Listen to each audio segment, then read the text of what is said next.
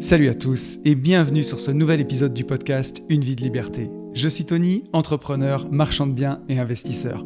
Auparavant chef d'entreprise, prisonnier d'une belle rat race, ce métro, boulot, dodo infernal, j'ai fait un burn-out en 2012 qui a tout remis en question. Je voulais changer de vie pour tout simplement vivre, avoir du temps pour profiter de ma famille et de mes proches, voyager et faire au quotidien une activité riche de sens. Grâce à mes investissements, j'ai réussi à atteindre mon indépendance financière en 2018 et depuis 2019, je partage ma passion de la liberté tous les 15 jours sur ce podcast et dans tous mes contenus. Je parle beaucoup d'argent et d'investissement, mais aussi de développement personnel, avec parfois une pointe de philo, de dépassement de soi et surtout de cette belle, chère et tendre liberté. Parce que même si l'argent est indispensable pour être libre dans ses poches, je suis convaincu que la liberté ne vaut rien si l'on n'apprend pas à être libre d'abord dans sa tête. Et si d'aventure vous désirez aller plus loin avec moi, je vous propose des livres, des coachings ainsi que des programmes de formation en ligne pour vous permettre d'accélérer votre route vers la liberté. Si vous voulez un avant-goût de tout ça, je vous ai même préparé une formation gratuite, complète, de plus d'1h20 qui s'appelle Les 4 piliers de l'indépendance financière. Elle a été déjà téléchargée plus de 1000 fois, cette formation, et elle réunit et elle explique tous les leviers que j'ai utilisés et que j'utilise encore pour vivre cette belle liberté au quotidien. Tout ça est disponible sur notre site www.abinvest.net ou alors en description de cet épisode. Et c'est à nouveau avec un grand plaisir que je vous retrouve dans cet épisode, surtout que j'ai l'impression que ça fait 1000 ans que j'ai pas fait de contenu avec mon voyage au Japon, donc je suis d'autant plus heureux de vous retrouver. J'ai l'impression de tout reprendre à zéro. Ce matin, j'ai commencé d'enregistrer, je m'y suis repris à 3 fois, donc ça y est, là, le setup est bon. La caméra tourne, le micro tourne, mais c'est fou, on s'arrête 15 jours et on a l'impression d'avoir perdu toutes ces marques, même si hier j'ai enregistré 2 épisodes de podcast pour les Gentlemen Investisseurs, c'est pas pareil, je suis pas tout seul, donc là il faut penser à tout, mais voilà, j'ai l'impression de tout reprendre à zéro, donc on va prendre le temps dans ce podcast. Et on va recommencer par les bonnes habitudes. Je vous propose de commencer, comme je le fais tous les 15 jours, en remerciant tous les gens qui m'ont écrit suite aux 2 derniers podcasts. Du coup, donc un grand merci à Nori, à Sam, à Marie, à David, à Alpha, à Axel, Victoriane, Alex, Xavier, Clément, Jérémy, Jérôme, Mathieu, Vincent, Sasuke, ça ne s'invente pas, Clément, David, Ludo, Romain et Jérémy. Un grand merci à vous tous d'avoir pris le temps de commenter pendant mes vacances. Ça fait vraiment plaisir. Et nous sommes 4972 sur YouTube. On est presque 5000 sur la chaîne YouTube. Alors, au moment où ce podcast sortira, ou peut-être quelques semaines, quelques jours après, on devrait arriver à 5000 abonnés. Et il n'y a rien là. Ça commence pas à ressembler à quelque chose, une chaîne YouTube de 5000 abonnés. Alors bien sûr, c'est pas McFly et Carlito encore, mais bon, on fait pas la même chose. Mais non, c'est chouette, franchement. Quand j'ai démarré ma chaîne YouTube il y a 5 ans, je voulais même pas la démarrer, je voulais faire que des podcasts au départ, je voulais pas me filmer. Et quand je vois qu'aujourd'hui il y a quasiment 5000 abonnés, on doit y être au moment même peut-être où vous écoutez ce podcast, je me dis que c'est incroyable et que c'est un beau laboratoire, cette chaîne YouTube, d'avoir cette audience qui est si fidèle. Là, le podcast avec Thibaut, le dernier que j'ai fait, il fait plus de 2000 écoutes en une semaine. Donc il y a la communauté de Thibaut et la mienne aussi, mais ça fait vraiment plaisir d'avoir tout ce monde. L'épisode précédent, il fait plus de 1000 écoutes. Je parle de YouTube, parce que YouTube, ça représente à peu près seulement 10% des écoutes du podcast. 90% des écoutes, c'est sur les plateformes de podcast. Donc voilà, mais un gros coucou en tout cas à ceux qui viennent aussi m'écouter sur YouTube, parce que ça me permet de publier des vlogs, ça me permet de publier des contenus aussi parfois beaucoup plus spontanés, comme je fais de temps en temps, où j'allume la caméra, je me filme dans ma voiture quand j'ai quelque chose à dire. Ça fait un vlog et c'est des choses que j'aime beaucoup. Et puis pareil avec Ben, on vous prépare encore pas mal de contenu sur l'entrepreneuriat, sur le marchand de biens. Et ça sera sur YouTube aussi, donc n'hésitez pas si vous n'êtes pas abonné sur la chaîne.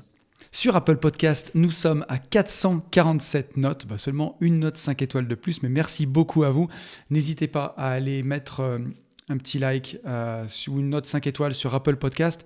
Aujourd'hui, Une vie de liberté, si je ne dis pas de bêtises, on fait quasiment 16 000 écoutes par mois, 15-16 000 écoutes. C'est pas possible qu'il n'y ait que 447 notes, quoi. Donc donnez-moi un petit coup de main, allez-y s'il vous plaît.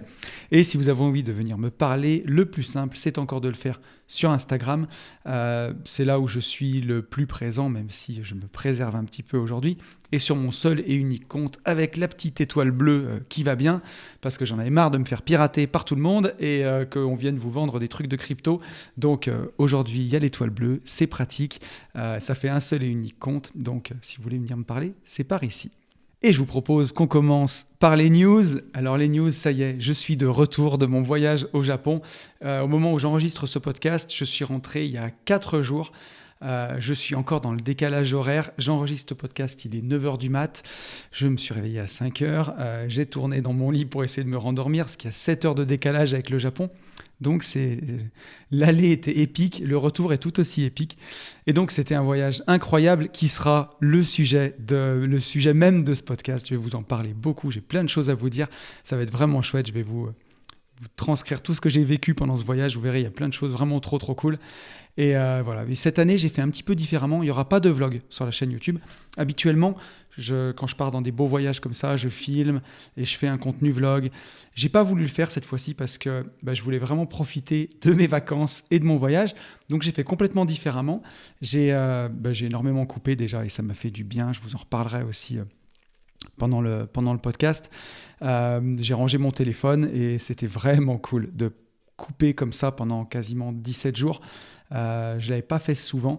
Et j'ai fait des stories du coup. Donc j'ai voulu trouver le meilleur compromis pour partager. Et comme souvent je sortais mon téléphone, je vous en parlerai aussi grâce à Google Maps pour se repérer à l'étranger, c'est vraiment trop bien. Et je sortais à chaque fois, dès que je voyais un truc cool, hop, je sortais mon téléphone, petite story. Et puis dès qu'on a eu des temps un peu plus calmes à l'hôtel, puisque Hello devait bosser, ou parfois mes enfants devaient aussi forcément travailler un peu pour les devoirs d'école, j'ai pris le temps de compiler toutes les stories que j'avais fait, faire une petite voix off sur l'ordi, et j'ai produit 4 réels qui sont assez sympas, que j'ai mis sur Instagram. Donc si vous voulez avoir des images de ce voyage pour compléter mes mots sur YouTube, n'hésitez pas à aller voir ces réels que j'ai fait sur Insta. Franchement, c'est super bien, et c'était un très bon compromis pour moi, où j'ai pu vraiment profiter de mon voyage à 200%, juste mettre quelques petites stories pour la communauté et voilà, où je dégaine, je filme, j'attends que la story elle parte, je coupe. Et puis de pouvoir produire ces shorts dans les moments un peu plus calmes où le reste de la famille bossait, c'était vraiment cool. Donc on va avoir le temps dans ce podcast de revenir sur ce beau voyage. L'événement sinon de cette dernière quinzaine, c'était la sortie de notre dernière formation Finance Business Expert avec Ben, ou comment investir la trésorerie de son entreprise, mais c'est même bien plus que ça. Et franchement, merci à tous de votre confiance. Vous nous avez fait exploser les achats, surtout que c'est une formation que je ne fais pas de lancement de youtubeur ou de marketeur, où je fais une promo au lancement, où je mets une date limitée. Non, elle est sortie comme ça, au prix.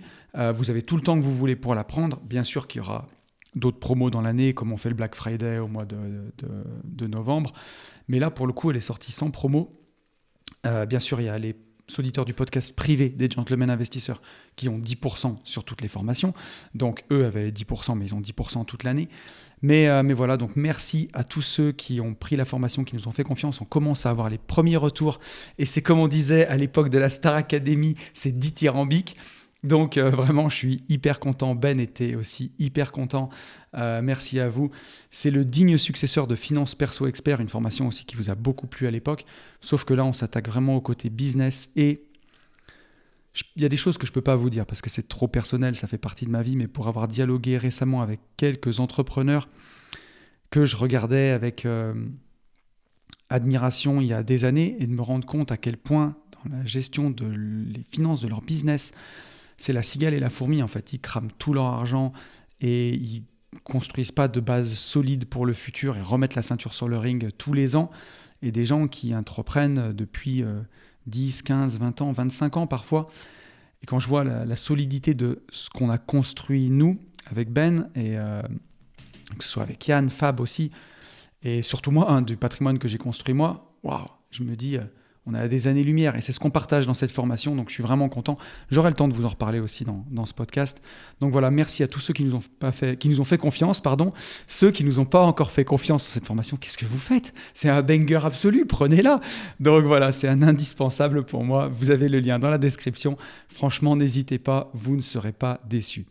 J'ai quelques petites annonces à vous faire. Le mastermind déco, IMO et parapente avec Hello à Morzine. Donc pour apprendre à voler tout seul sous une voile de parapente, On sera que 8, il reste une seule place pour ce mastermind. Ça a lieu du 16 au 21 juin. C'est à Morzine. N'hésitez pas. Voilà, on avait tout vendu. Il y a 2 personnes qui ont dû annuler. Il reste une seule place. Franchement, j'aimerais bien qu'on soit complet. Donc, n'hésitez pas. Ça va être l'occasion. On sera que 8. Donc, de passer une semaine tous ensemble où on arrive en auditeur du podcast, en investisseur, en entrepreneur, en apprenti parapentiste et où on repart comme des potes parce qu'on a passé une semaine ensemble à kiffer, à rigoler, à vivre des émotions. Donc voilà, si vous hésitez, si vous faites rien au mois de juin, si vous pouvez prendre une semaine, franchement, venez avec nous, ça va être incroyable. Vous avez le lien dans la description. Le coaching intensif Nouveau Départ. Donc ça, c'est Nouveau Départ, c'est mon émission PNL que j'anime avec Fab sur la chaîne YouTube Nouveau Départ. Au début, c'était sur la chaîne YouTube d'Une vie de liberté. Maintenant, Nouveau Départ a sa propre chaîne YouTube. Ça aura lieu les 23 et 24 mai. Il reste que 6 places. Donc n'hésitez pas, je sais que c'est vraiment short notice, là, c'est vraiment très bientôt. Mais si vous voulez prendre un moment pour travailler sur vous pendant 2 jours, voilà, vous arrêtez, faire une pause et vous posez la question de pourquoi vous êtes peut-être dans des patterns, pourquoi vous avez l'impression de refaire les mêmes erreurs pour les mêmes raisons et faire ce chemin que j'ai fait il y a quelques années et qui a changé ma vie, venez passer 2 jours avec Fab et moi en coaching intensif. Franchement, c'est exceptionnel. Donc, vous avez encore une fois le lien dans la description. Le mastermind Esprit Foncier, ça c'est Ben et moi qui l'animons. C'est un mastermind autour du marchand de biens, de la division foncière. La prochaine session, elle aura lieu les 13 et 14 juin. On prend que 8 personnes aussi à chaque fois. Et même on l'anime, même s'il y a un petit peu moins de monde. La dernière fois, on avait 5 personnes et ils ont encore plus pu profiter. On passe 2 jours ensemble, on vous dévoile tous les secrets d'AB Investissement, on vous montre tous nos chiffres, on est parfaitement transparent. On revient sur toutes les opérations de marchand de biens qu'on a fait ces dernières années. Je crois qu'on en décortique 17. Donc n'hésitez pas, si vous voulez venir passer ce temps-là avec nous. Dans le prix, il y a aussi la formation Division Foncière Expert. Il y a nos dernières formations. Donc n'hésitez pas, franchement, c'est du lourd. À la suite, le mastermind moto des gentlemen investisseurs. Donc là, on va partir une semaine en Sardaigne, tous ensemble, du 22 au 28 septembre. Ces masterminds, ils sont d'abord ouverts à la communauté du podcast privé des gentlemen. Il y a 15 places qui sont parties. Il n'en reste que 5. Donc, si vous voulez venir rouler en moto une semaine entre investisseurs en Sardaigne, voilà, vous avez juste besoin de votre moto, payer votre moto, votre carburant. Le reste, c'est tout frais payé. Ça va être incroyable, encore une fois. Maintenant qu'on a ouvert les places à tout le monde, je pense que ça partira vite. Donc n'hésitez pas, si vous voulez venir rouler en moto, partager cette passion de la moto entre potes, entre investisseurs. Il y aura mon Yann, il y aura mon père, encore une fois. Donc je pense qu'on va vraiment passer des bons moments. N'hésitez pas à nous rejoindre. Et ma dernière annonce, c'est la parenthèse indépendance numéro 7. Pour l'instant, c'est dans encore un petit peu de temps. Elle aura lieu du 9 au 11 octobre 2024.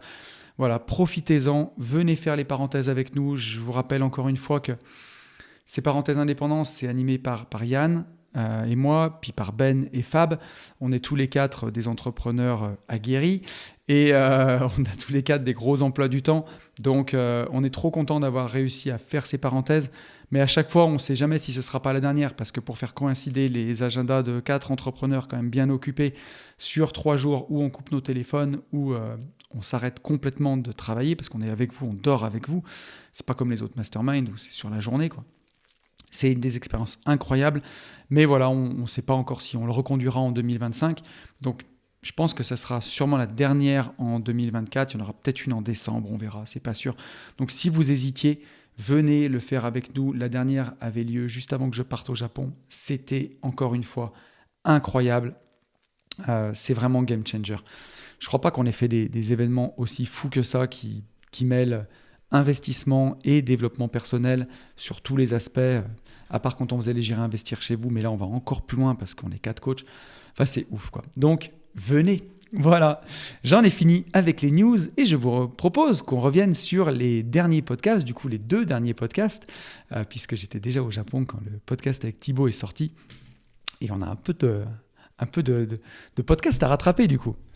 Donc le premier sur lequel on va revenir, c'est l'avant-dernier. Est-ce un bien ou un mal ? Tout ce qui nous arrive dans la vie, est-ce que c'est bien ou mal ? Et est-ce qu'on le sait tout de suite ? Est-ce qu'on le sait avec le temps ? Et je l'ai illustré en vous montrant que dans ma vie, des choses qui en apparence étaient très très dures se sont avérées être des bonnes choses par la suite. Et à contrario, des choses qui apparaissaient être une bonne chose au départ, se sont révélées être des pas si bonnes choses que ça. Et aujourd'hui, c'est une philosophie de vie qui me permet vraiment de vivre heureux, en fait, parce que j'ai confiance en moi, j'ai confiance en la vie, j'ai confiance en ce que je construis. Donc, dès qu'il m'arrive quelque chose dans la vie, je ne sais pas si c'est un bien ou un mal, vous le verrez au moment où vous écouterez ce podcast, on aura enfin acheté le terrain pour nos futurs bureaux avec Ben. Au moment où j'enregistre, on achète ça vendredi, vient de faire le virement chez le notaire. On aura mis 2 ans pour tout ça. Et donc, dans les mauvais côtés, c'est que le taux sera beaucoup plus élevé du coût de crédit, parce qu'on l'aurait sorti il y a 2 ans, on aurait eu un taux beaucoup plus faible. Mais dans les bons côtés, c'est qu'on a pu négocier les prix beaucoup plus que ce qu'on aurait eu à l'époque.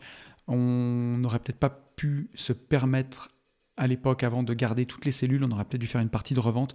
Aujourd'hui, on peut tout garder. Donc, c'est trop bien, quoi. Et au final, on ne sait jamais si c'est un mal ou un bien. Et vous avez bien aimé ce podcast parce que vous m'avez mis plein de messages. Un premier message de Nori. Nori qui me dit « Cette bromance avec le compère Yann était touchante à entendre. C'est comme ça que se créent des amitiés fortes. » Et c'est ce que je voulais vous dire aussi en revenant là-dessus, c'est que ça tient à rien du tout, quoi. Ça tient à un repas, ça tient à un compte Instagram, ça tient à un algorithme. Et que voilà, faut faire confiance en la vie parce que parfois les amitiés les plus fortes et les collaborations les plus fortes se construisent sur quelque chose qui tient à rien. Aujourd'hui, ma rencontre avec Yann, je peux dire qu'elle a bouleversé ma vie parce que au moins une semaine avec lui, chaque semaine, je me retrouve avec lui pour faire un podcast. On a créé une entreprise aujourd'hui. On est en train de s'orienter vers des nouveaux projets ensemble. On a des rêves ensemble. On a plein de choses à construire et qu'on a envie de construire. Et ça tient à rien. Donc, c'est ça qui fait la beauté de la vie. Et d'ailleurs, j'ai vu un podcast extrêmement puissant récemment de Yomi Denzel sur Sans Permission, où il était avec Antoine Blanco et il recevait Tai Lopez. Je ne sais pas si vous connaissez Tai Lopez, mais à l'époque, ça avait énormément fait parler. Sur YouTube, c'est lui qui avait fait cette publicité Here in my garage, où il était dans son garage en train de filmer une Lamborghini. Et il disait, voilà, c'est pas le plus important, la Lamborghini, le plus important, c'est mes bouquins. Et là, il avait des étagères de livres. Je sais pas, c'est impossible de lire autant de livres dans sa vie. Il y a peut-être 4000 bouquins. C'était ouf. Et Tai Lopez dit qu'il lit un livre par jour. Donc, s'il en lit 365 par an, il a peut-être lu les 4000 bouquins en 10 ans, je sais pas. Mais le podcast était extrêmement passionnant. Alors, c'est tout en anglais. Donc, si vous comprenez pas l'anglais, il faut être sur YouTube et il faut pouvoir lire les sous-titres, mais Tai Lopez, c'est un Américain, il s'exprime extrêmement bien, donc moi, je parle assez bien anglais et je le comprends très très bien. Et comme Antoine et Yomi, c'est des Français, des Suisses, ils ont un accent qui fait que c'est plus facile à comprendre. Et du coup, le podcast, j'ai pu l'écouter vraiment en mode écoute sans les sous-titres, et il était passionnant, il fait plus de 3 heures. Je vous invite vraiment à l'écouter, ce podcast. Et dedans, Tai Lopez dit que dans la vie, il y a, selon lui, encore une fois, 10% qui est la génétique, les cartes qu'on a au départ, comme un jeu de cartes au poker. Où est-ce qu'on est né, dans quel pays, notre taille, notre poids, notre couleur de peau, à la naissance et les chances qu'on va avoir, la famille dans laquelle on est, ça c'est 10% qu'on ne peut pas changer. Ensuite, pour lui, il y a quasiment 60% qui sont des choses qu'on ne peut pas contrôler, comme par exemple ma rencontre avec Yann, exactement. Des choses qui arrivent dans la vie, tout simplement. Des accidents, des rendez-vous manqués, des rendez-vous pas manqués, de la chance en affaires, de la chance au jeu, de la chance en amour, toutes des choses qu'on ne peut pas contrôler. Et pour lui, ce qui est dans notre contrôle, c'est seulement 30%. C'est le travail qu'on va faire, les études qu'on va faire, la discipline qu'on va s'appliquer. Et pour lui, c'est pas une excuse de dire « mais en fait, finalement, ma vie, elle m'échappe à 70%. » Au contraire, c'est de se dire quelle chance j'ai d'avoir déjà 30% sur lesquels je peux miser. Et ça lui sert aussi à, quand il rate, parfois ne pas se blâmer en disant « mais en fait, il y a 70% que je ne contrôle pas ». Et d'avoir un peu cette philosophie de vie, de se dire « je ne contrôle pas tout en fait, je n'ai pas la maîtrise sur tout ». Mais encore une fois, ce n'est pas une raison de se défausser en disant « de toute façon, je ne contrôle pas 70, ça ne sert à rien que je travaille ». Au contraire, c'est une invitation à se dire « quelle chance j'ai d'avoir ces 30% que je peux contrôler ». Et donc, je trouve aussi que c'est poétique et que c'est beau dans la vie parce que ça veut dire que n'importe qui peut avoir de la chance. Donc, remplissez bien vos 30%. Moi, je sais que je fais mon maximum pendant les 30% et que c'est beau aussi cette magie-là de la vie qu'on ne contrôle pas tout finalement et qu'il y a des choses qui nous échappent. Et ça, ces amitiés fortes, ces choses-là, ces rencontres, comme ma rencontre avec Fab, ou comme le fait que je sois né dans la même famille que Ben, c'est un hasard le plus complet. J'ai rien maîtrisé là-dessus. Ça fait partie des 10%, ça, pour le coup. Et au final, c'est énorme, c'est une part énorme dans ma vie.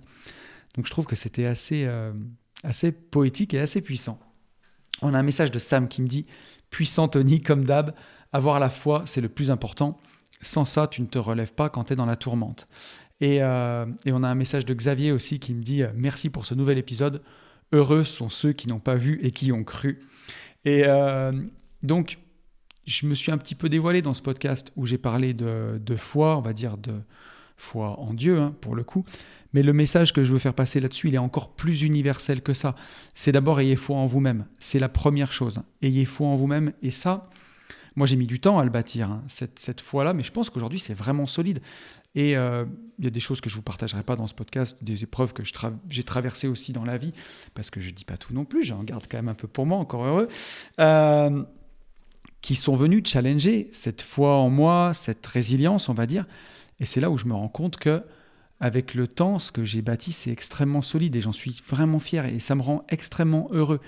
Et j'en parlais dans la méditation où je disais que quand on médite beaucoup, d'ailleurs j'ai lu un excellent livre de Thibaut Arbré qui s'appelle Le bonheur maintenant, exceptionnel, sur la méditation. Vraiment un très très bon livre et j'ai retrouvé tout ça où ce qui se passe dans la vie finalement, c'est comme à la surface de l'océan, il peut y avoir la pire des tempêtes. Au fond, l'océan, il est calme. C'est vraiment ce que je ressens parfois aujourd'hui. Et ça, je l'ai parce que, bien sûr, j'ai une foi spirituelle en Dieu, en l'univers, où je me dis, quoi qu'il arrive, je ne maîtrise pas tout. Voilà, c'est les 70% que je ne maîtrise pas, en fait, qui font que ça me dépasse et je n'ai pas le pouvoir là-dessus. Je me focus sur mes 30, mais je n'ai pas le pouvoir sur tout. Donc, j'ai un peu de philosophie là-dessus. Et l'autre, c'est de me dire, j'ai confiance dans ce que j'ai construit ces 15, ces 20 dernières années. Je sais que c'est solide.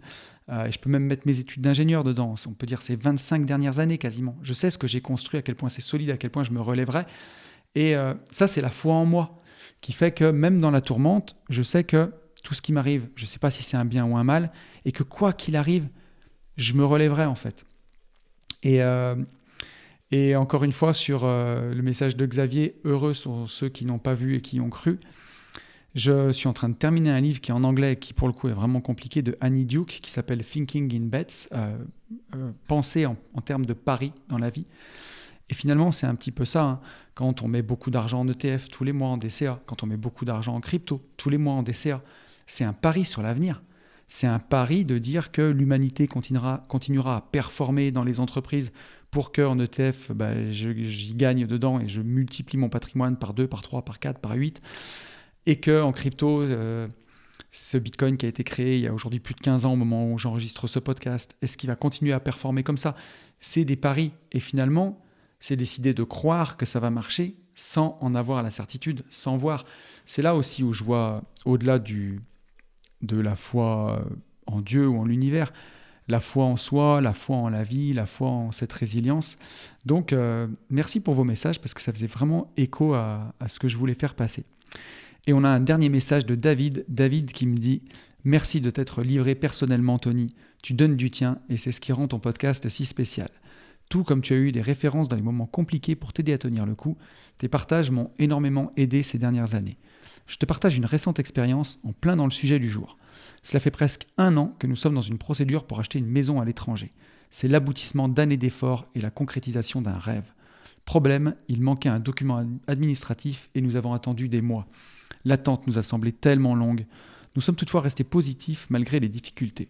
Aujourd'hui, nous sommes sur le point de signer. Le temps est passé et les taux ont chuté. On passe d'un taux d'intérêt de 4% à 3,39 et on économisera donc 17 000 € sur l'ensemble du crédit. Bref, ce qui semblait initialement être un mal s'avère finalement plein de positifs. Et bravo David, franchement bravo. Et c'est juste la base de la PNL ce que tu viens de faire. Tu viens de t'offrir une autre perception, donner aussi du sens aux choses, voir les choses sous un autre angle, voir le verre à moitié plein au lieu de le voir à moitié vide. Et c'est ça qui rend heureux tout simplement aussi d'avoir cette capacité à à voir la vie en rose finalement et à dans chaque difficulté voir du positif, voir des opportunités de faire mieux. Franchement, ça aide énormément. Et moi, je vais te partager une dernière chose qui m'a aidé ces derniers temps où voilà, en France, parfois c'est difficile. On est arrivé au moment des impôts et encore une fois, on se fait éclater. Je reviens du Japon, je vous en parlerai tout à l'heure, où c'est un pays où il règne un sentiment de sécurité absolue. Et on arrive en France et c'est parfois vraiment l'inverse qui se produit. On a un sentiment d'insécurité. Et donc, on peut vite fait avoir la sinistrose vis-à-vis de la France. Et aujourd'hui, je le vois vraiment comme un pays d'opportunité parce que j'ai vu ça dans un dernier podcast de Bazinga où il passe, je crois que c'est le Raptor qui passait sur le podcast de Bazinga. Bazinga, c'est un gars qui fait de la muscu, qui est ostéo, qui fait des podcasts que j'aime bien aussi, beaucoup tournés autour du sport et de l'entrepreneuriat. Et le Raptor disait, entreprendre en France, c'est comme un jeu vidéo en mode ultra hard. Et il y a un peu ça, les impôts sont hyper élevés, on vous met un peu des bâtons dans les roues, c'est pas facile, on n'aime pas trop la réussite. Alors, à côté, il y a des bons côtés. Quand vous voulez entreprendre, vous avez les ARE, on vous aide quand même, franchement. Ça, c'est trop bien. Et puis, c'est tellement difficile qu'on n'a pas beaucoup de concurrence, quoi. Voilà, clairement, il n'y a pas beaucoup de concurrence en France. Et ça, c'est génial. Vous allez aux États-Unis, vous allez à Dubaï, vous allez dans tous les pays où l'entrepreneuriat est à fond. Il y a de la concurrence tous les jours. Et moi, je vois le verre à moitié plein comme ça en me disant « Ok, la France, parfois, c'est dur. Ok, tu payes beaucoup d'impôts. Ok, parfois, c'est chiant. » Et tu as l'impression que on aime ce pays, mais que des fois, il y a une relation d'amour-haine avec les entrepreneurs. Mais à côté de ça, c'est une belle terre pour entreprendre. Et finalement, pour celui qui a envie de s'énerver, il n'y a pas tant de concurrence que ça, clairement. Donc voilà, encore une fois, merci pour ce beau podcast. C'est un podcast que j'ai beaucoup aimé, celui-ci. Voilà, des sujets que je n'avais pas prévus, qui tombent du ciel, que je prépare en quelques heures finalement, et qui sont chouettes. Donc voilà, merci beaucoup à vous pour ces retours-là. Et on va revenir sur le podcast avec mon pote Thibaut. Bye bye patron. C'est toujours un régal de faire des podcasts avec Thibaut. On est des podcasteurs passionnés, des entrepreneurs passionnés, des investisseurs passionnés. Si on nous met tous les deux dans une pièce, on peut discuter pendant des heures. Donc c'était encore un bonheur de faire cet épisode ensemble. Et ça vous a plu parce que vous m'avez fait exploser les compteurs d'écoute. Donc encore une fois, merci beaucoup à vous. Et on a eu quelques retours sur le podcast. Je vais prendre deux messages. On a eu un message de Jérémy. Au moment où Thibaut parlait du fait qu'il n'y a pas besoin de viser des millions et des millions pour atteindre l'indépendance et que déjà, quand on arrive à un capital de 600 000 euros, c'est déjà fantastique. Et il a complètement raison, à mon sens. Et on a Jérémy qui nous dit 600 000 euros avec les actions à dividendes chez Total, Coface, AXA et Bouygues, c'est réglé. Alors, moi, si j'avais 600 000 euros, je ne les mettrais pas en all-in sur 4 actions et surtout pas 4 actions françaises. Mais pourquoi pas, hein, chacun voit midi à sa porte. Moi, je vous conseille de vous former. C'est pas pour vous faire une petite pub pour la formation ETF, mais quand même. Mais voilà, avec une stratégie diversifiée, c'est sûr que si vous avez 600 000 euros de capital, vous refaites un petit peu d'achat-revente en RP ou un petit peu d'achat-revente en tant que marchand de biens, un petit peu de location courte durée et à côté un petit peu de bourse, un petit peu de crypto. C'est le combo gagnant de l'indépendance financière. Et avec 600 000 euros, vous êtes ultra bien. Et puis vous pouvez continuer de le développer. Donc voilà, mais moi, je n'irai pas sur une stratégie à dividende, surtout pas sur 4 actions quand même. Jérémy, t'es coquin, je trouve. Et on a un message de Ludo qui nous dit « Dans mon premier investissement locatif, un appartement de 32 mètres carrés, j'ai eu un DJ qui m'a avoué avoir tout flambé et regretté. À la belle époque, il pouvait s'acheter plusieurs appartements sans crédit et malheureusement, là, il roulait dans une poubelle, bossait dans une cafette la journée et un peu le DJ le week-end pour payer le loyer. » Et donc, waouh. C'est super triste et c'est tout ce qu'il faut éviter. Et je vais vous dire, pareil, je ne vous dévoile pas tout, mais les récentes rencontres que j'ai faites, on met longtemps à monter dans la vie, mais on peut aller très vite à redescendre si on fait n'importe quoi. Et j'ai eu des rencontres qui m'ont rappelé La cigale et la fourmi, clairement, de Jean de La Fontaine. La fable, elle doit avoir, je crois que c'est 1700 ou 1650, Jean de La Fontaine, le truc entre 300 et 400 ans, quoi. Et c'est encore d'actualité. Et des gens qui ont gagné énormément d'argent, qui ont flambé, et qui me disaient, mais la crise qui se passe en ce moment, il ne faut pas que ça dure plus longtemps, c'est compliqué. Et des gens qui ont des trains de vie de malades. Et je vois aujourd'hui, c'était peut-être un peu flamboyant là, mais la crise, moi, elle peut durer des années. On est bing, quoi. Et ça me fait rien, en fait. Ça passe crème. Donc, mais ça, c'est possible parce que j'ai investi, parce que j'ai construit quelque chose de solide, parce que je vis pas au-dessus de mes moyens. Et ça, c'est important. Et pareil, quand j'étais entrepreneur de TP, j'avais des copains qui étaient entrepreneurs de TP qui gagnaient pareil que moi, des belles sommes quand même, qui gagnaient entre 4 et 6 000 euros par mois. Ça roulait en Cayenne, ça flambait tout. Et aujourd'hui, bah, tu remets la ceinture sur le ring. Alors quand tu as la chance, entre guillemets, que ton business continue à tourner, ça va. Mais quand la poule aux œufs d'or, elle se tarit, et on le voit aujourd'hui, le monde change tellement vite, entre l'intelligence artificielle, entre les évolutions technologiques, même des métiers qui paraissaient à l'abri de tout ça, ils sont remis en question. Il y a des années, les avocats, les experts comptables, ils flippaient pas. Aujourd'hui, c'est compliqué pour eux. C'est les premiers métiers qui sont remplacés par de l'IA. Et voilà, donc soyez prudents, vivez largement en dessous de vos moyens. Il y a même, en vrai, il y a un bonheur à vivre en dessous de ses moyens. Je lisais l'autre jour un Fred crypto sur Twitter, parce que je me suis mis à Twitter pour la crypto, où un crypto-millionnaire que je suis disait « Avant de devenir multimillionnaire en crypto, mes passions, c'était aller courir dans les bois, faire de la muscu dans mon sous-sol, me promener avec mon chien et regarder Netflix avec ma femme. Et maintenant que je suis crypto-millionnaire, que j'ai fait le tour du monde et que j'ai tout goûté, mes passions, c'est faire de la muscu dans mon garage, aller courir avec mon chien, regarder Netflix avec ma femme et je sais plus. Mais c'était les mêmes choses en fait. Il disait, le mec n'avait pas changé. Et voilà, tu vas pas manger dans des étoilés tous les jours, tu vas pas bouffer 2 steaks, tu vas pas dormir tous les jours au Four Seasons. Il y a un moment, comme disait Orelsan, quoi, après avoir fait le tour du monde, tout ce qu'on veut, c'est être à la maison et c'est tout. Et crois-moi, t'as pas envie d'habiter dans des baraques de 500 mètres carrés où il faut faire le ménage, où au final, c'est jamais vraiment propre. Donc, voilà, moi, pour avoir vécu toute ma jeunesse dans une ancienne ferme rénovée qui faisait 300 mètres carrés, c'est grand, quoi. Mais voilà, c'est beaucoup de ménage, c'est beaucoup de temps, c'est beaucoup d'entretien, c'est beaucoup de tout. Et aujourd'hui, pour une maison de 120 ou 130 mètres carrés, ça doit faire chez moi, mais quel bonheur, quoi. Quel bonheur d'avoir déjà une femme de ménage pour faire le ménage. Là, bon, on a perdu la femme de ménage en ce moment, mais on doit faire le ménage, mais ça prend 2-3 heures, quoi. Donc, trop bien. Et encore une fois, voilà, vivez largement en dessous de vos moyens, coffrez. C'est ça le secret du bonheur. Vivre en dessous de ses moyens, c'est aussi un des secrets du bonheur. On n'est jamais dans la merde, on n'est jamais à découvert. On est serein mentalement, on est bien. Et surtout que ce que vous construisez, c'est toujours réversible. Si demain vous avez envie de claquer tout votre argent, il est là, vous pouvez le claquer, vous pouvez décider. Si vous l'avez claqué, l'inverse n'est pas possible, quoi. Vous n'allez pas pouvoir le récupérer. Donc, ouais, je trouve que c'est tellement dommage. Et encore une fois, merci d'avoir écouté ce podcast, de l'avoir kiffé sur ils veulent quitter la rat race, ça tourne mal. Et ça peut toujours mal tourner, on n'est jamais arrivé dans la vie. Moi-même, je reste très humble et très modeste sur mes placements. Je suis toujours, voilà, je fais pas n'importe quoi. Je sais que c'est dur à gagner et que ça tombe pas du ciel. Et donc, je fais toujours attention où je mets mon argent, dans quoi je le mets, comment je le place. Et pour que, voilà, continue à fructifier, continue à me rapporter et que ça continue à renforcer cette indépendance. Mais donc, encore une fois, merci à vous pour tous vos retours. Et je vous propose qu'on passe au podcast de cette quinzaine, mon voyage au Japon.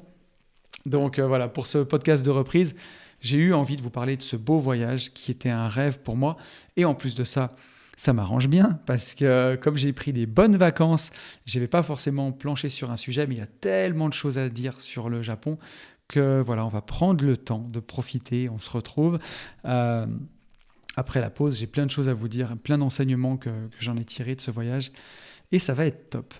Alors déjà, pourquoi le Japon ? Pourquoi ce pays ?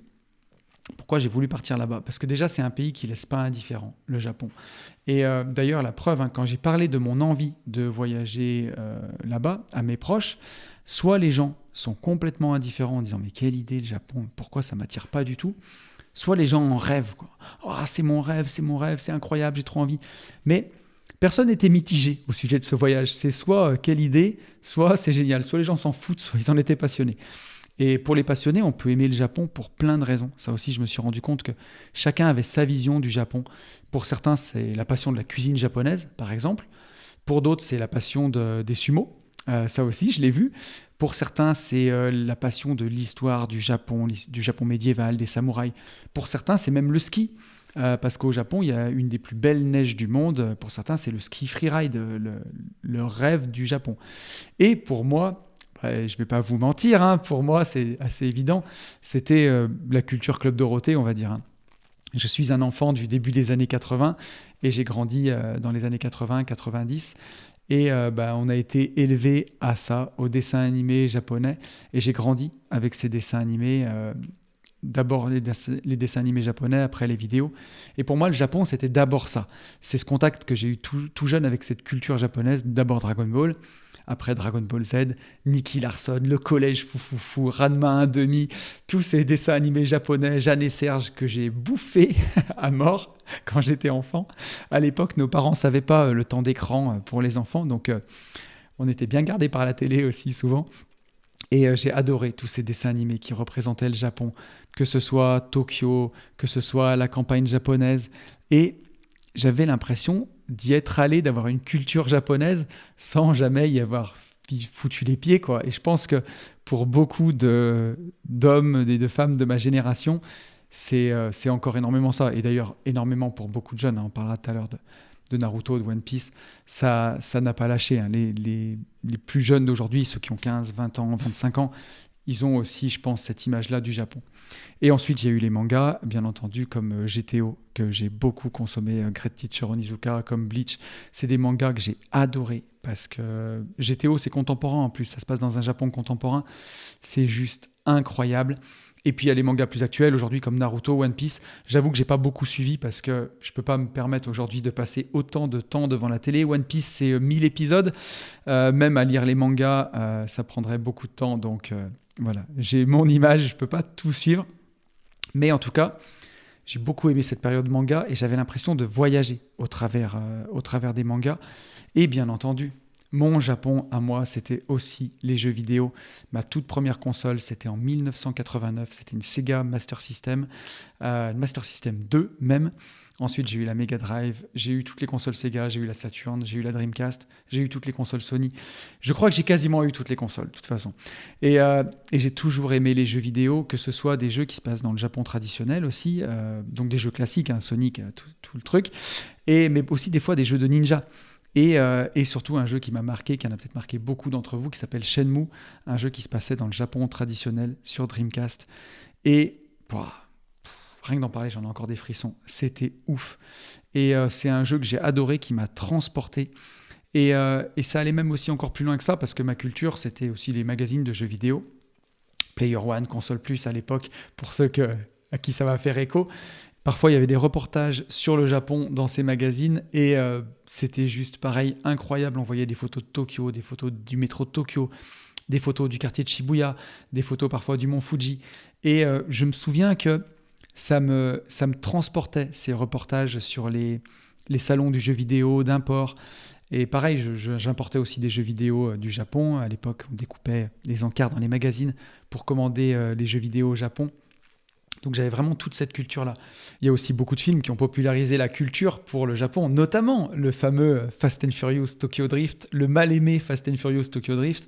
Moi, j'avais beaucoup aimé parce que, pareil, ça se passait dans le quartier de Shibuya. Et quand j'ai réservé mon voyage au Japon, la première semaine, on a habité dans le quartier de Shibuya parce que c'est un peu je sais pas, à mon sens en tout cas, c'est peut-être même Shinjuku, le cœur de Tokyo, mais Shibuya, c'est vraiment un quartier ultra coloré. C'est là où il y a ce fameux carrefour que vous avez vu partout, où tout le monde se croise dans tous les sens, que j'ai filmé, que j'ai mis sur Instagram.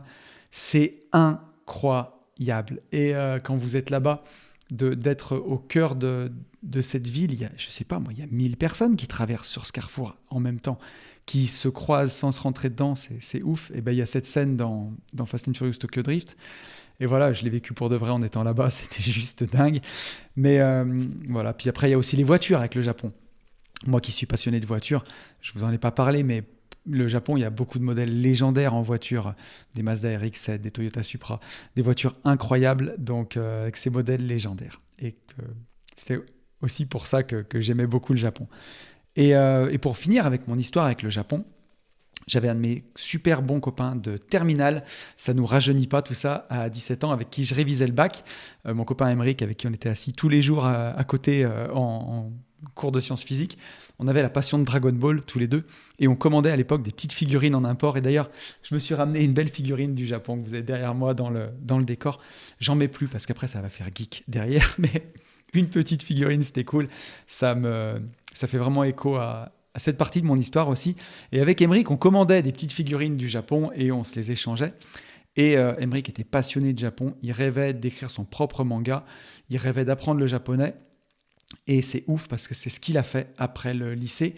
Et il m'a aussi beaucoup inspiré justement sur ce côté de liberté.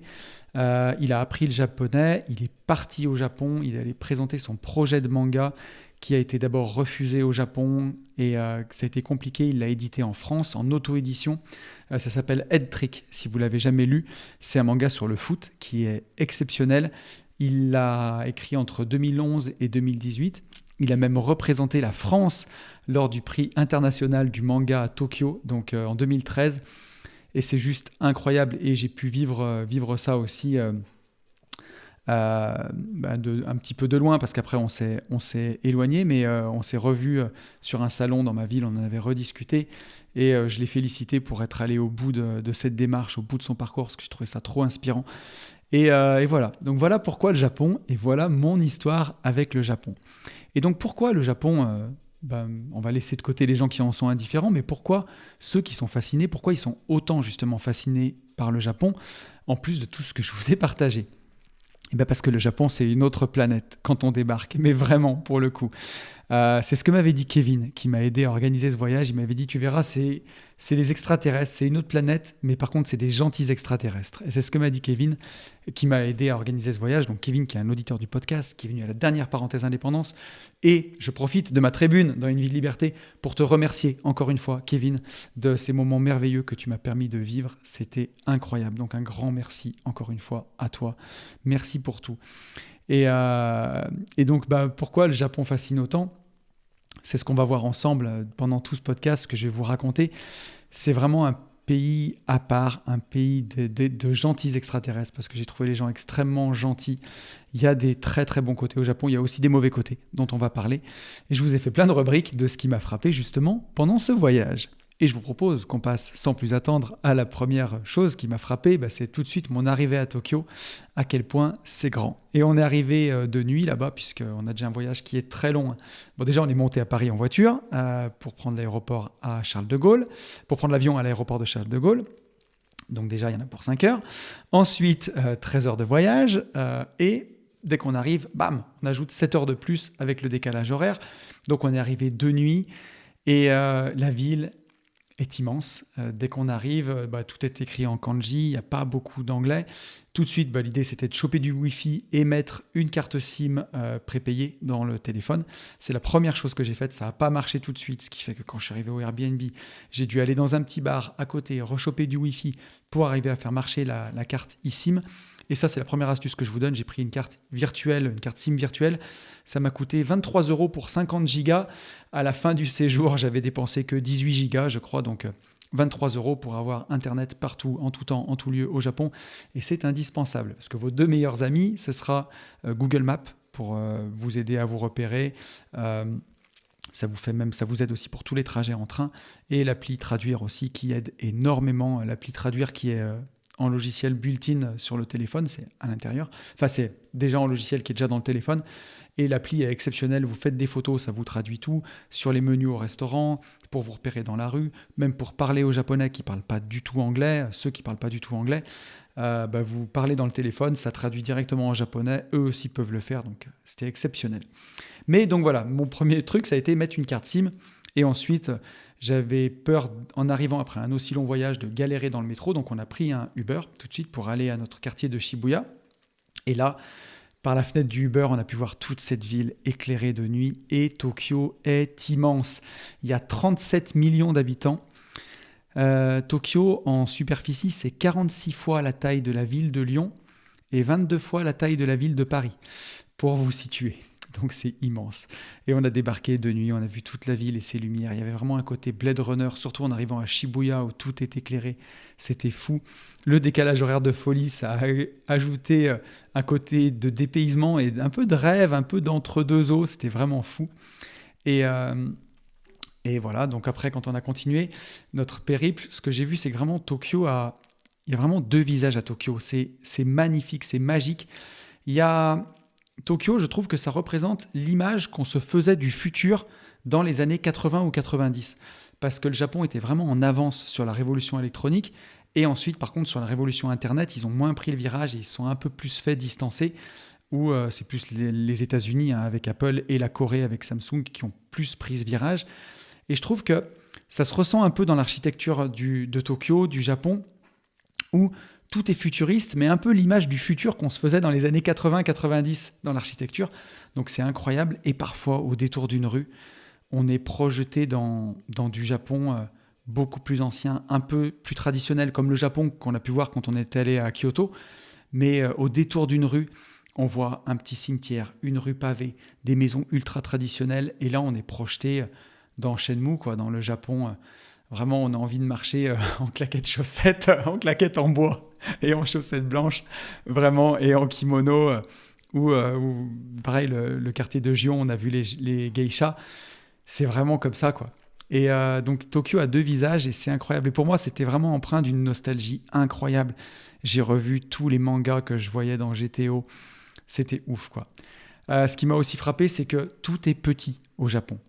Comme aux USA, tout est immense, les routes sont immenses, les voitures sont immenses, tout est grand. Au Japon, tout est petit. Les voitures sont petites, ils ont ce qu'on appelle les kikars.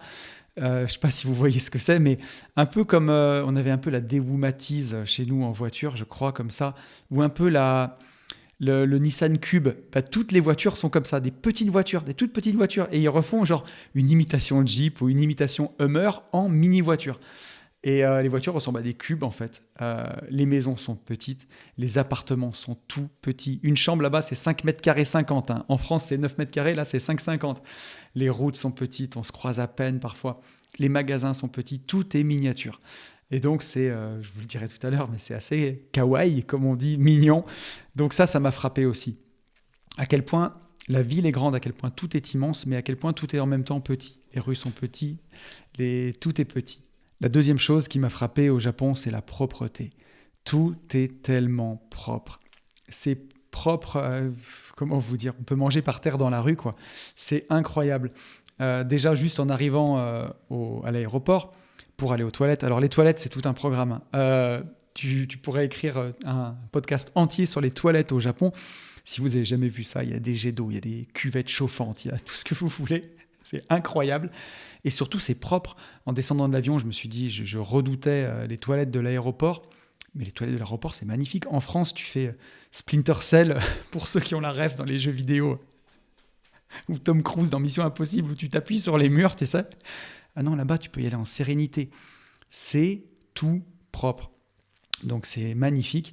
Les rues sont extrêmement propres. C'est interdit de fumer dans la rue. Il y a une amende qui représente l'équivalent de 2 000 € si tu es pris à fumer dans la rue. Donc personne ne fume. Il y a des endroits pour fumer. Mais voilà, ce qui fait que dans la rue, il y a des gens qui passent, qui ramassent, qui balayent. Alors, je me suis renseigné, hein, le travail est bien moins chargé au Japon. Donc on peut employer aussi plus de gens à faire ces choses-là peut-être. Donc il y a beaucoup de gens qui nettoient, qui ramassent, qui lavent. Mais même les commerçants, tout le monde prend très soin de tout. Tout le monde nettoie. Quand on se balade dans le parc, s'il y a une petite branche par terre, les gens vont la ramasser, la mettre sur le côté. Tout est extrêmement propre et c'est reposant. C'est un bonheur de voir cette propreté. C'est beau en fait, ça fait du bien. Et voilà, mais dans la rue, bien entendu, il n'y a pas de merde de chien, il n'y a rien du tout. Tout est extrêmement propre, quoi. C'est dingue. Et je l'ai partagé un peu dans un réel Insta, mais moi qui suis sensible au chantier, puisque je suis un ancien des travaux publics, j'ai été halluciné de la propreté des chantiers, des règles de sécurité, des mises en sécurité. Même les camions toupies qui livrent du béton sont extrêmement propres, comme s'ils sortaient d'usine. Les camions, les bennes de gravats de camions ne sont même pas rayés. C'est incroyable. Ce soin, cette propreté, cette volonté peut-être de faire durer les choses. Je ne sais pas si c'est dû au caractère insulaire, où on se dit comme ils sont sur une île, peut-être que parfois c'est plus difficile d'importer certaines choses aussi et qu'on en prend soin, mais il y a vraiment une culture de la propreté. C'était très, très agréable. La troisième chose qui m'a frappé, c'est ce sentiment de sécurité qu'on a au Japon. En tout temps et en tout lieu, c'est extrêmement agréable, c'est magnifique. Donc je ne dis pas qu'il n'y a pas de criminalité au Japon, hein. Je pense qu'il y a de la drogue, de la prostitution, des choses comme ça, comme partout finalement, mais en tout cas c'est une criminalité qui ne se voit pas. Celle-là, elle est peut-être cachée, peut-être comme à Dubaï, hein. À Dubaï, il y a toutes ces choses-là, mais on ne les voit pas, elles sont cachées. Ben là, c'est la même chose, mais la criminalité du quotidien, les vols, les agressions, les bagarres, toutes ces choses-là, c'est proche de zéro en fait. Et on se sent en sécurité partout, en toute heure, en tout temps, en tout endroit. Et ça, c'est vraiment un bonheur de se sentir en sécurité, de sortir habillé comme on veut, à l'heure qu'on veut, avec ses enfants, rentrer tard la nuit et ne pas craindre pour sa sécurité dans une mégalopole, que ce soit à Kyoto, que ce soit à Tokyo, c'est vraiment un bonheur de se sentir comme ça. Et les gens respectent énormément les règles. Ça, c'est incroyable. Je vais prendre le temps de vous en parler, mais ils ont un sens du bien commun qui est assez fou. Même dans la rue, où il y a plein de monde, c'est ultra calme, ça gueule pas, tout est calme. C'est le pays des petites barrières, le Japon aussi. Si vous voulez faire fortune et devenir serrurier pour faire des petites barrières, c'est le pays de rêve pour ça. Chaque fois, au bord de la route, vous avez des petites barrières, des petites barrières, des petites barrières pour vous indiquer le chemin. Il y a un côté jeu vidéo, en fait, où on ne peut pas sortir du cadre qui a été défini. Il y a des petites barrières partout. Les gens ne traversent pas en dehors des clous. Les gens traversent sur les passages piétons. Tout le monde traverse dans les clous. Personne ne se rentre dedans. Les gens s'évitent. Il n'y a pas de coup d'épaule. Il n'y a rien du tout. Et tout ça, ça m'a frappé, par exemple. Dans les magasins, tu peux recharger ton téléphone. Donc, ça fait un petit outil électronique où dedans, il y a des batteries portables. Tu scannes ton téléphone, tu prends une batterie portable, tu la mets sur ton téléphone et c'est comme les Vélov à Lyon ou les Vélib à Paris. Tu peux remettre la batterie ailleurs comme tu peux remettre un vélo ailleurs. Et en fait, les gens ne piquent pas les batteries. Elles sont toujours là. Et j'ai même vu des endroits où c'est moins sécurisé. C'est juste... on te fait confiance en fait. Tu prends la batterie, tu charges ton téléphone, tu la remets dans les supermarchés. Il n'y a pas de sécurité, il n'y a rien. Et les gens la prennent, rechargent, la remettent. Et puis quand ils la remettent à charger pour le copain. C'est incroyable.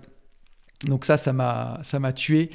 Je me suis dit, c'est fou cette confiance qu'ils ont les gens, dans les gens. Et d'ailleurs, les gens s'excusent pour tout et pour rien, au supermarché, partout.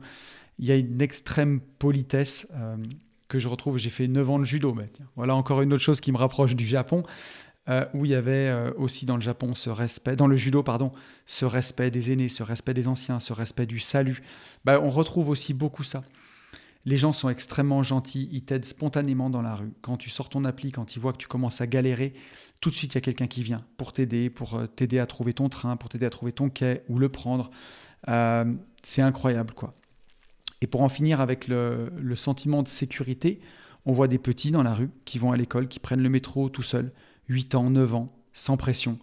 On les voit descendre du métro ou du bus, la maîtresse qui les accueille, il n'y a pas de parents qui les accompagnent.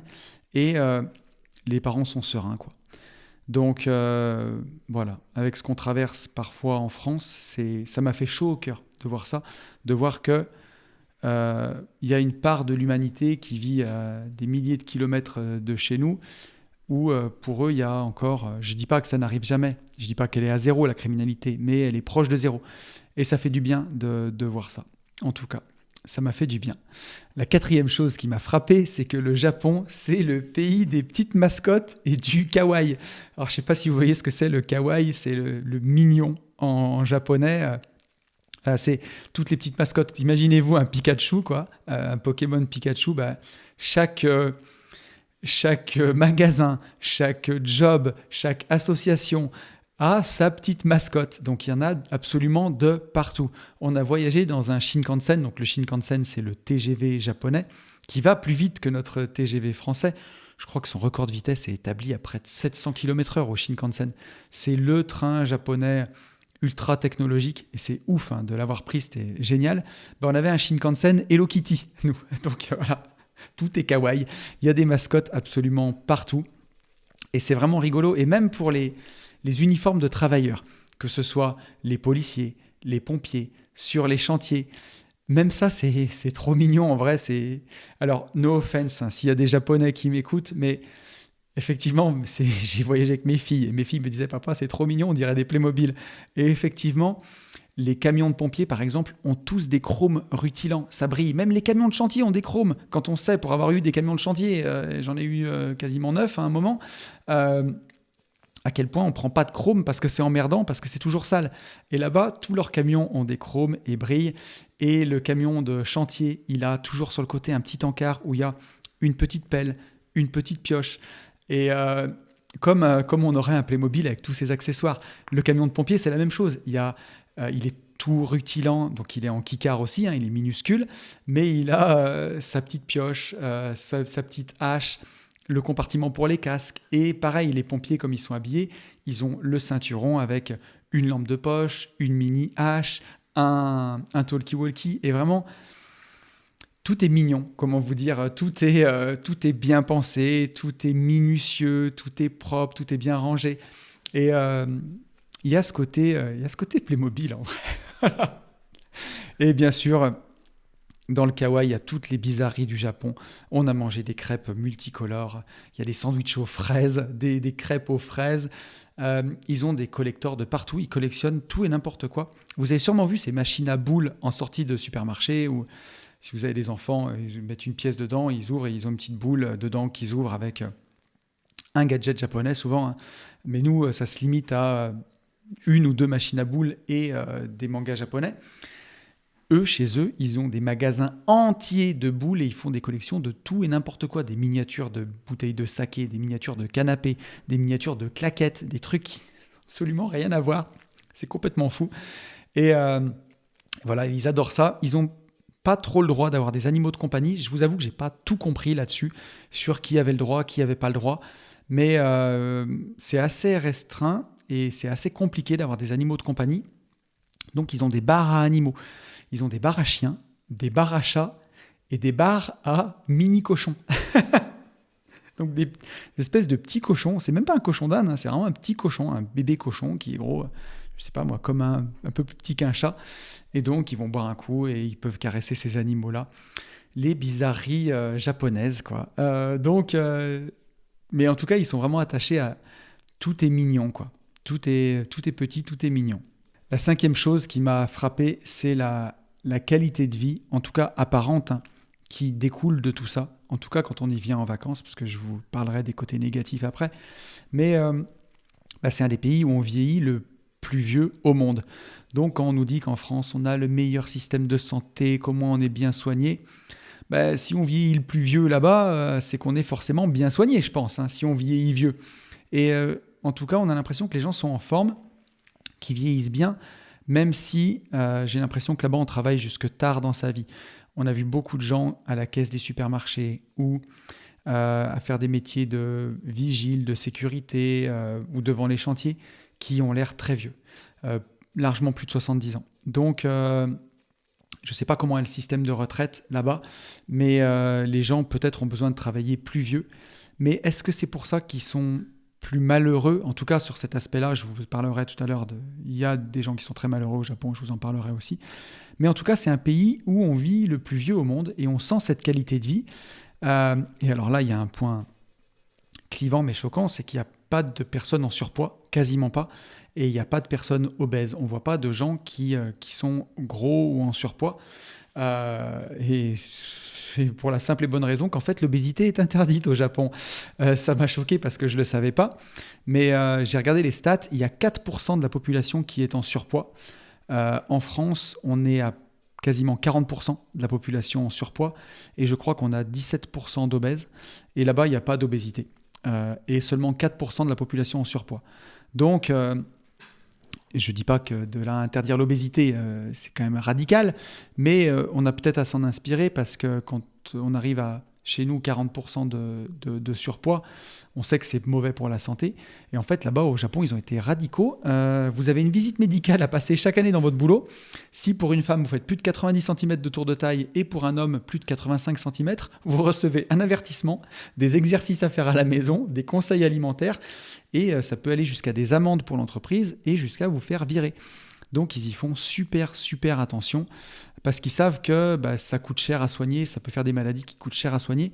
Donc, l'exercice est vraiment valorisé, le manger sain est vraiment valorisé. Je trouve que la démarche est quand même plutôt bonne. Et d'ailleurs, je vais vous faire part de mon expérience au Japon. C'est que j'avais réussi à perdre quelques kilos, vous le savez, avant de partir. On a fait l'interview avec Lohan, où j'ai réussi à descendre à 80 kilos et j'étais très fier de ce poids et très content. Et là-bas, je suis parti pendant 15 jours. Je ne me suis pas entraîné au Japon, j'y allais pas là-bas pour ça, pour courir les salles de sport. J'ai profité, on a énormément marché, par contre on a fait 20 000 pas par jour. Et en moyenne, puisque tout est tellement grand, et même entre les stations de métro, puis même on veut visiter, on veut voir, donc on marche énormément. Donc on a fait 20 000 pas. Et je suis revenu du Japon avec plus de 2 kilos en moins. J'ai perdu 2,2 kilos, je suis arrivé, j'étais à 77,8. Donc certes, j'ai pas fait de sport, j'ai beaucoup marché, mais je ne me suis rien interdit. J'ai mangé, j'ai absolument tout goûté. J'adore la nourriture japonaise, donc j'ai tout goûté. Les gyoza, les ramen. On a mangé du bœuf wagyu au teppanyaki, c'est la meilleure qualité de bœuf au monde, quasiment. C'était délicieux. Donc la nourriture est pas chère du tout en plus. Malheureusement pour les Japonais, le yen a atteint son plus bas depuis 35 ans. Donc quand on y va avec des euros au Japon, on était plutôt bien lotis et plutôt riches. Donc c'était vraiment cool. Mais comment j'explique que j'ai pas pris de poids et que j'ai perdu du poids alors j'ai beaucoup marché. Et surtout, j'ai continué de manger. D'habitude, je fais le jeûne intermittent. Là, j'ai mangé tous les matins. Donc j'ai fait 3 repas par jour. En fait, c'est que des petites portions à chaque fois. Et c'est de la nourriture super healthy de partout. Ils ont dans chaque petit supermarché des boissons protéinées, des barres protéinées. Et sur la nourriture, des salades. C'est beaucoup de pâtes au Japon, beaucoup de nouilles, beaucoup de ramen. Mais il y a toujours une petite source de protéines, de l'œuf, toujours des légumes. Et en fait, la cuisine comme chez nous à la crème et au beurre et au lard, ils la connaissent peut-être un peu moins. Donc, c'est pas très très dur, c'est difficile bien sûr qu'il y a du McDo, bien sûr qu'il y a de la pizza aussi, mais il y en a très peu. Ils ont gardé vraiment cette culture de leur nourriture. Les McDo, il n'y en a pas à tous les coins de rue, il y en a quelques-uns, mais il n'y en a pas beaucoup. Pareil, des pizzas, on n'en voit pas beaucoup. Donc ils sont restés quand même assez attachés à leur culture. Là-bas, ils ont des restos par contre exceptionnels où tu t'assois, tu peux commander avec une tablette et c'est un petit robot qui t'apporte à manger, ou alors c'est des tapis roulants qui t'apportent à manger. Donc c'est un peu des restos où tu peux manger beaucoup, mais comme finalement tu manges que du riz, du poisson, des nouilles et que c'est la plupart du temps cuit à la vapeur, ça fait pas vraiment grossir, quoi. C'est plutôt de la nourriture saine. Donc j'ai trouvé que c'était chouette cette qualité de vie où les transports en commun sont quand même assez valorisés, tu te retrouves à quand même beaucoup marcher, ça aussi dans la culture. Ils privilégient beaucoup la marche et avec cette alimentation saine, tu te sens super bien. Moi, pendant 15 jours de voyage, pourtant, tu dors pas dans ton lit, tu manges pas ce que tu as l'habitude de manger chez toi, tu te sens jamais ballonné, tu te sens super bien. Et j'ai même perdu du poids alors que je m'y attendais pas du tout. Donc, c'était complètement ouf. Mais j'ai aimé en tout cas cette qualité de vie qu'on voit au Japon, que ce soit dans la nourriture et dans le reste en fait. La 6e chose qui m'a frappé, c'est la discipline des gens là-bas au Japon. Et vous allez le voir avec les bons et les mauvais côtés. Et là, on va parler des mauvais côtés.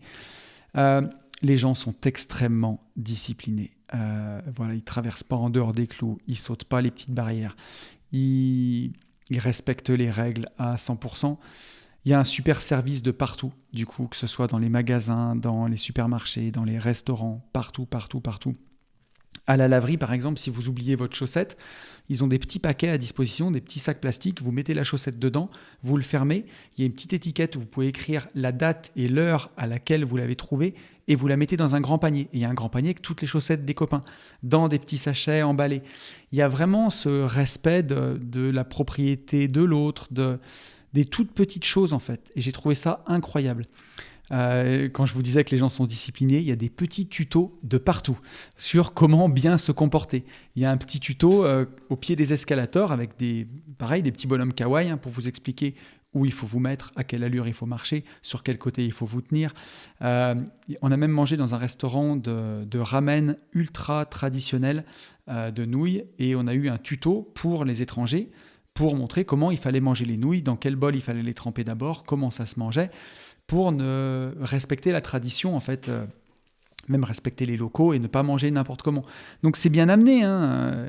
On vous fait pas sentir que si vous le faites pas, vous serez mal vu, mais on vous fait quand même comprendre que ça serait quand même très bien de le faire, quoi. Et il y a un tuto pour tout, il y a un tuto pour les WC, il y a un tuto pour les bains publics, parce que oui, je vais vous raconter ça. Je suis allé au onsen, au bain public japonais. Donc en gros, c'est comme un spa. Les hommes sont séparés des femmes pour la simple et bonne raison qu'on y va dans le plus simple appareil, donc cul nu. Et les gens tatoués sont interdits parce que là-bas, la plupart des gens... Alors aujourd'hui, c'est quand même plus démocratisé, hein. Il y a des jeunes qui ont des tatouages, des jeunes japonais, mais ça a été longtemps réservé aux yakuza, à la mafia japonaise, donc on ne voulait pas de ces gens-là dans les bains publics.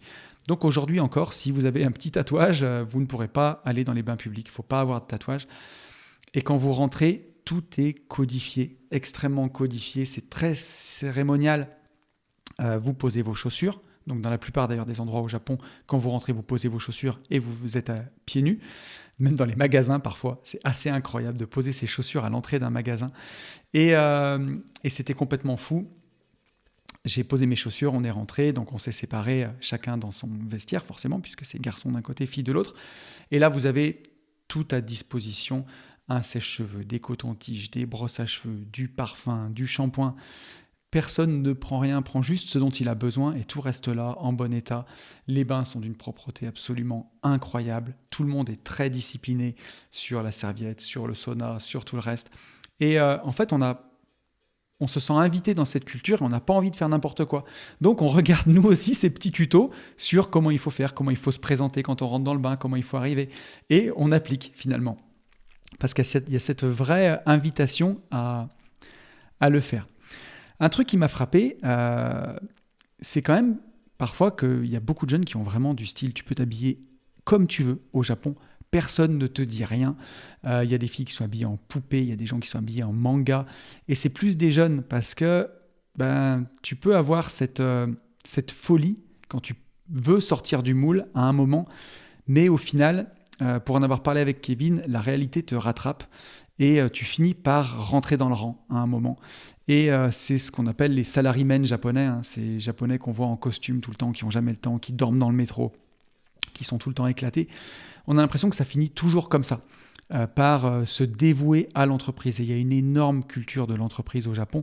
Les salariés prennent en moyenne, tenez-vous bien, 9 jours de congé par an. Ils bossent, ils ont des rythmes de vie de fou.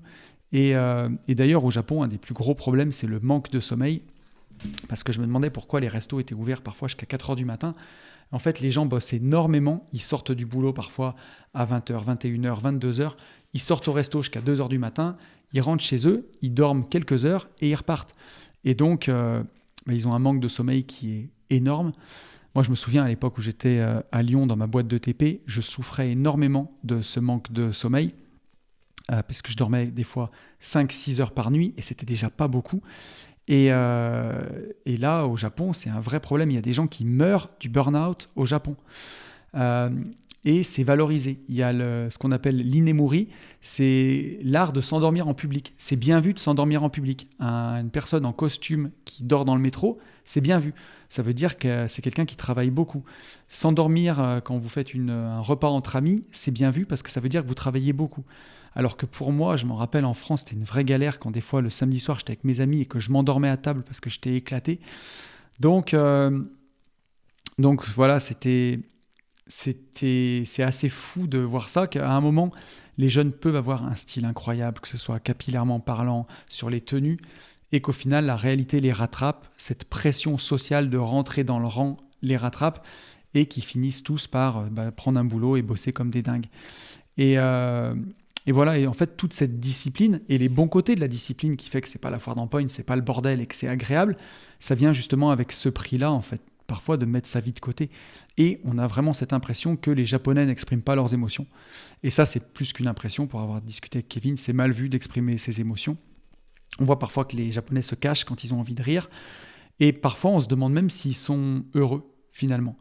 Ça fait un peu robot parfois. Et moi, je pensais que c'était à cause de la langue, parce que comme c'est des kanji, c'est tellement loin de chez nous que je me demandais si cette langue, elle permettait d'exprimer absolument toutes les émotions. Alors je me suis renseigné, et j'en ai parlé aussi à Kevin, je me suis renseigné là-bas, mais non, pas du tout. Les Japonais, ils ont une langue qui est extrêmement riche, en plus des kanji, qui sont issus de la culture chinoise au départ.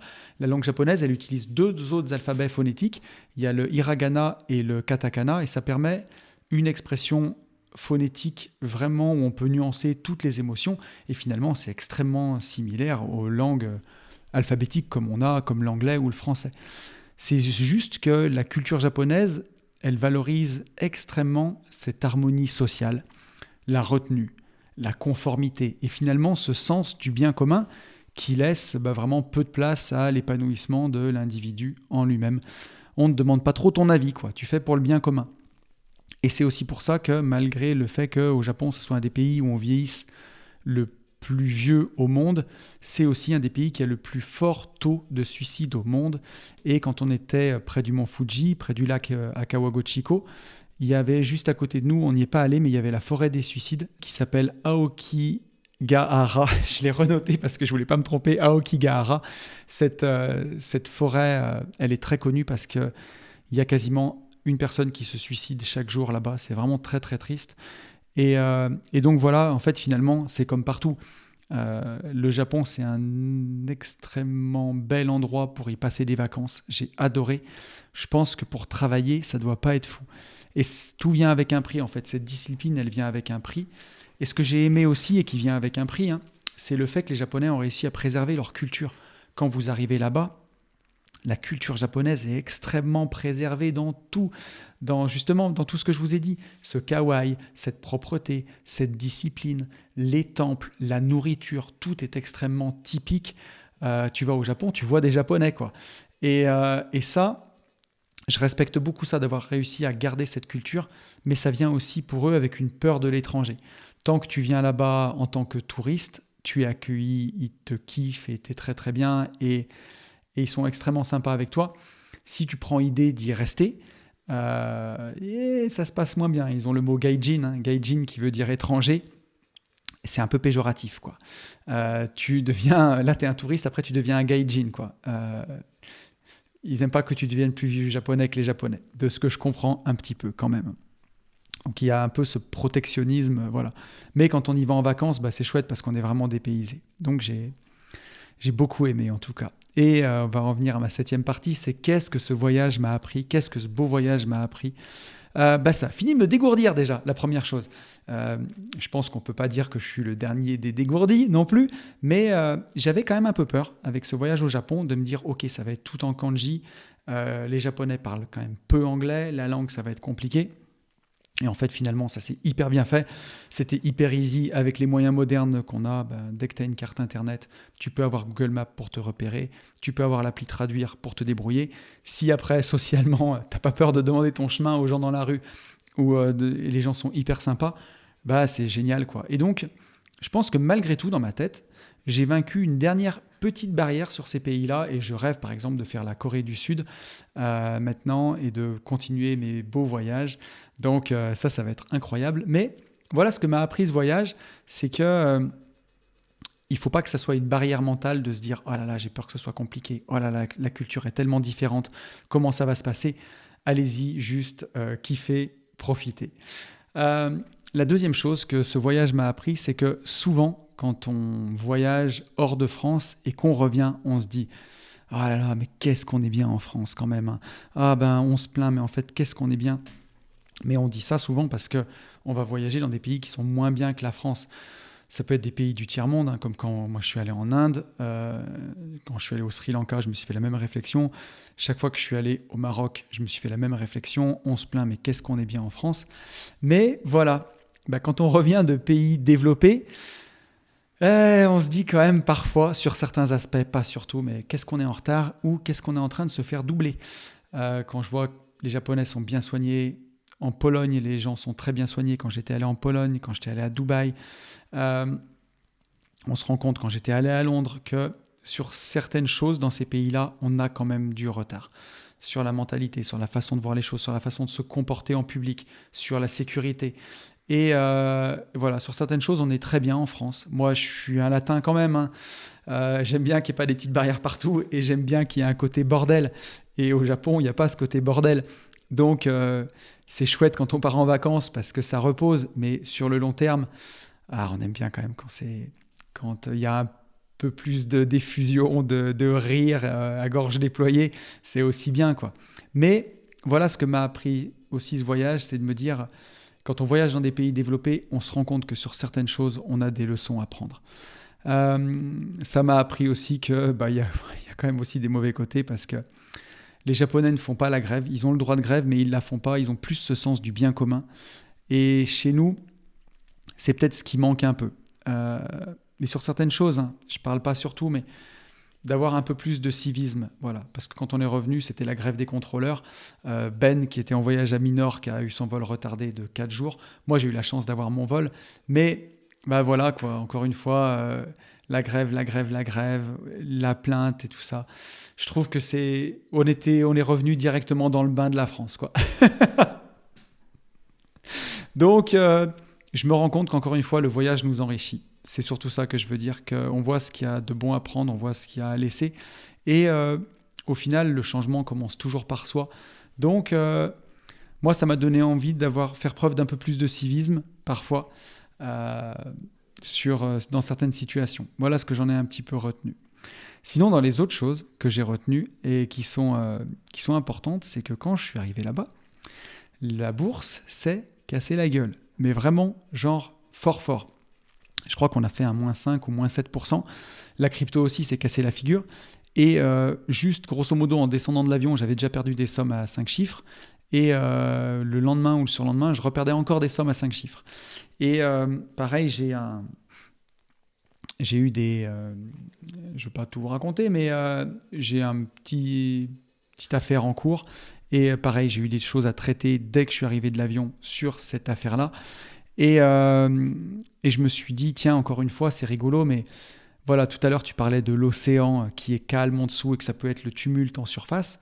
Une formidable, encore une fois, opportunité de travailler. Comment tu réagis au fait que la bourse se casse la gueule? Puis en plus, j'avais mis les petits widgets sur mon téléphone où je vois tous mes ETF, tout ce que j'ai en bourse, tout ce que j'ai en crypto en temps réel se casser la gueule.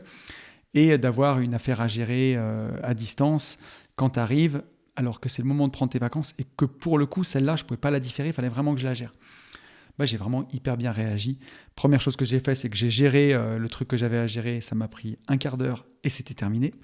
Et la deuxième chose, c'est pour la baisse de la bourse. En fait, j'ai pris conscience, encore une fois, de la solidité de ce que je construis et du long terme.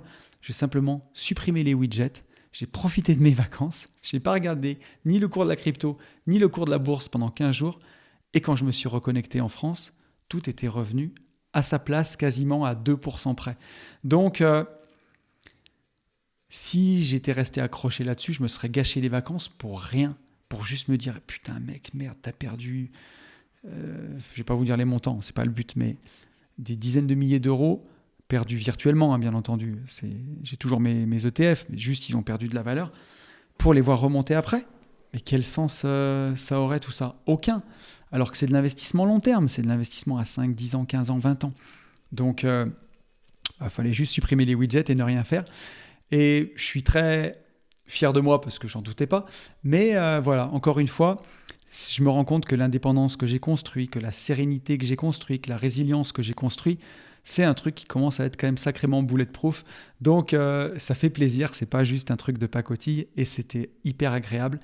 Et encore une fois, voilà, des milliers de kilomètres de chez moi, j'ai pris encore une fois plus conscience de la solidité de ce que j'avais construit. Et aussi parce qu'en faisant mon bilan mensuel, hein, je fais mon bilan tous les mois, hein, finance perso expert, n'oubliez pas cette incroyable formation, je fais mon bilan financier tous les mois depuis mars 2015. Et c'est comme ça qu'on se rend compte qu'on fait une exponentielle avec son patrimoine. C'est en mesurant sa progression. J'étais plus riche en revenant de vacances qu'en partant. Encore une fois, plus riche qu'au mois de janvier, plus riche qu'en février, plus riche qu'en mars, au mois d'avril. Donc, je me suis dit, mais c'est ouf, tu pars en vacances à l'autre bout du monde, tu dépenses sans compter, tu reviens, tu es encore plus riche qu'avant. Et je me suis rendu compte, encore une fois, de la solidité de ce que j'avais construit. Et voilà, et c'était fantastique de se rendre compte, c'est ça la vraie liberté. C'est ça la vraie liberté, au fond, de se dire, la bourse peut baisser, la bourse peut monter. Au final, j'ai un portefeuille qui est diversifié, j'ai d'autres investissements qui compensent, c'est du long terme, dans tous les cas, ça monte. Et même en ayant baissé, c'était toujours plus qu'en janvier. Donc c'est fou en fait, je me rends compte de ce qui est construit. Et pareil, je fais une petite aparté sur le bonheur d'avoir un business qui repose sur soi. Même si ça a beaucoup de défauts, de se dire que si je ne suis pas là pour faire tourner AB Investissement, si je ne suis pas là pour faire les podcasts, il ne se passe rien. Au final, bien entendu, j'ai des ETF, de la crypto et des biens immobiliers qui me rapportent de l'argent tout le temps. Et il y a une partie de mon business qui repose sur mon travail et une autre qui repose, c'est juste des graines qui sont plantées et qui sont en train de pousser. Mais je me suis dit, quel bonheur d'avoir un business qui repose sur soi et de ne pas avoir de salariés et de n'avoir eu à personne à gérer. Et pour le coup, que quand je prends 15 jours de vacances, c'est 15 vrais jours de vacances. Donc c'est une indépendance qui coûte peut-être un peu plus cher parce que si sur la partie active, on fait rien, il n'y a rien qui se passe. Si je décide d'arrêter d'enregistrer des podcasts avec Yann, avec Fab et une vie de liberté, au bout d'un moment, les gens vont m'oublier, ça c'est sûr. Donc, il y a une part qui repose sur moi, mais on peut s'organiser et je me suis dit, quel bonheur d'avoir un business qui repose sur soi, où il n'y a pas de salariés à gérer et pas d'imprévu, personne qui tape dans les comptes pendant que je ne suis pas là. Voilà, je suis revenu, les comptes, il y avait plus d'argent quand je suis parti que quand je suis revenu. Personne n'a tapé dedans. Donc, c'était cool.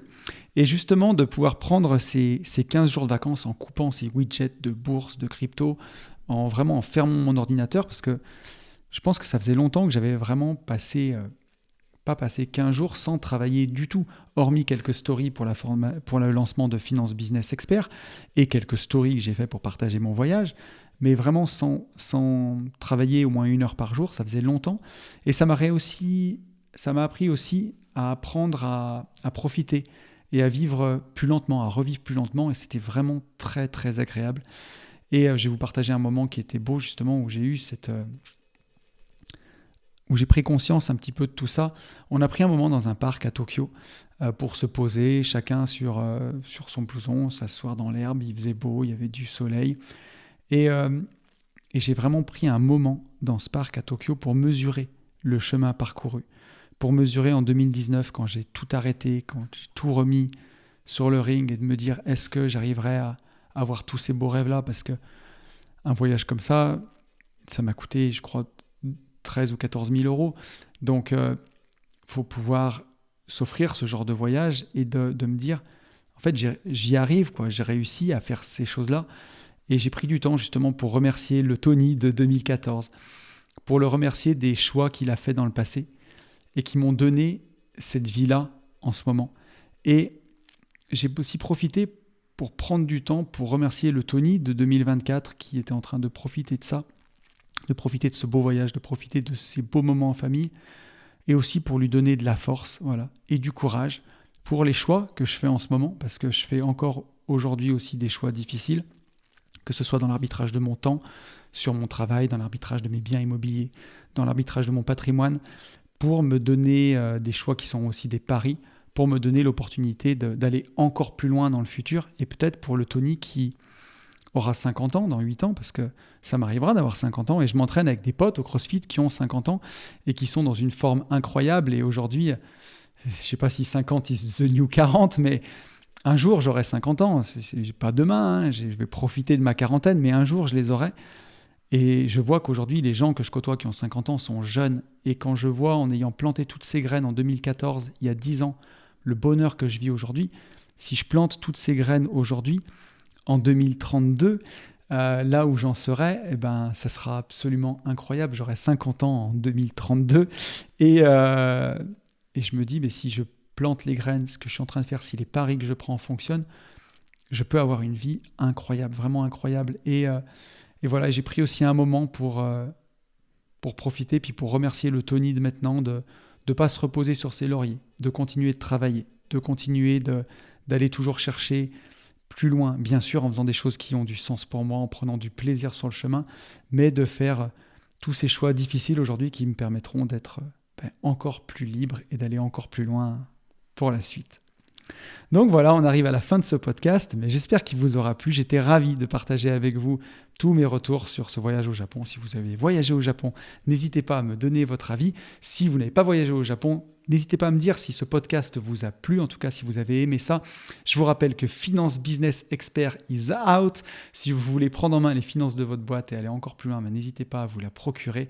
Merci d'avoir été avec moi pour ce podcast de reprise. C'était un bonheur de retrouver ce micro, de vous retrouver derrière la caméra. C'était génial. Et voilà, je vous retrouve ici dans 15 jours. Et d'ici là, je vous souhaite le meilleur. Et vous le savez, je vous souhaite par-dessus tout de vivre libre.